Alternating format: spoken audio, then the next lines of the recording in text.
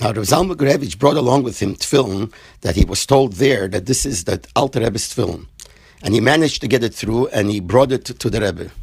And he gave it to the Rebbe, and it looks like the Rebbe accepted it, that this was the Alter Rebbe's tefillin. Now, when people knew about it, they asked him that, we'd like to see it. So he asked the Rebbe, and the Rebbe said yes. But it should be done the way it was done, a story in Lubavitch. And I think it's in Atomim, there's a story that someone brought to the Rebbe Rashab, the Baal Shem Tov's tefillin. And people wanted to see it. So the Rebbe Rashab said, if I remember correctly, that's what it says there, that people, only those who went to the mikveh should be able to see it. Somebody, probably the person who brought it, will stand in the middle of the shul, and all the people who want to see it, and they went to the mikveh, could walk by and they could look at it. And the same thing here. Reb Zalman Gurevitz, this was Aseresi Mitshuva Tov Shin Chavov. Reb Zalman Gurevitz stood in the middle of the shul upstairs by the bime, holding the Alter Rebbe's tefillin, and everybody walked by, people who knew that they had to go to the mikveh. Anyway, some people would go anyway, many people go anyway, but they went someone special for this, and they passed by, and they were able to see the Alter Rebbe's tefillin. Now, he wouldn't let anybody touch it. The only thing he let was, there were some people who wanted to make an impression of the shin, the outside shin of the bayis, the shulrosh.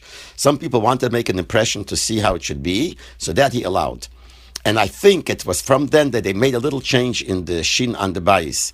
Till then, the shin that was on the bayis of the shulrosh didn't take up the whole space of the shulrosh from top to bottom. It started a little bit lower than the top. And from then on, they started making it higher, I think, because of this.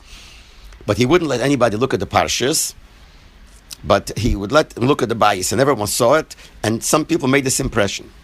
Later on, that same morning, after everything finished, I happened to be walking by the Gan Eden Atacht, and I walked up the steps that went up to the second floor. For some reason, I went up there, and on the second floor, on the side, I see Reb Zalman Gurevitz standing with Reb Shaya Matlin. Reb Shaya Matlin was the Rebbe's Sefer.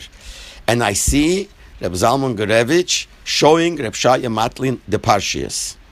And I found out later what happened. The bayis was open, because when he went through customs from Russia, I don't know how he got it through, but Lepel, they forced him to open up to see what's inside. So the bayis was open.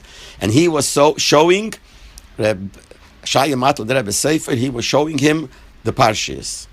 So later on, I went over to Reb Shaya Matlin and I asked him, I think he was the one that told me that the reason it was open was because they forced him to open, so maybe the Sinta was open anyway. He showed to the Shai Matlin. And I asked if Shai Matlin knew, were these parshas the ksav that we know as the Alter Rebbe's ksav? So he told me, these words, ich will dir nicht sagen, I don't want to tell you. So I don't know what that means, that maybe it wasn't. Maybe it was from the Alter Rebbe before he made the new ksav, because the Alter Rebbe had film before that too, or whatever, I don't know. But this is the words that he told me. Ich will dir nicht sagen. So we don't know from that whether it was. But Lepeil, it seems like the Rebbe angenommen accepted that this is the Alter Rebbe's film, and that's what Reb Zalman Gurevitz brought from Russia.